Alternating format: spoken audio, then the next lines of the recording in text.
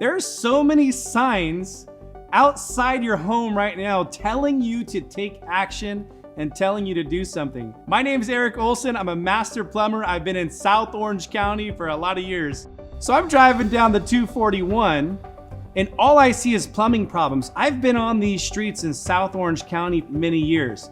And as a master plumber who's been in the business for so long and committed to this area, I've learned something.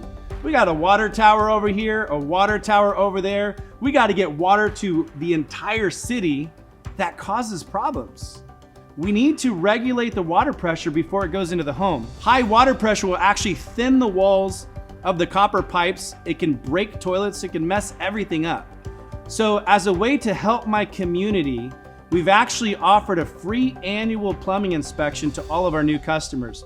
We'll come out and check your water pressure. We'll walk through your home. We'll answer questions. We'll probably even fix some stuff for free.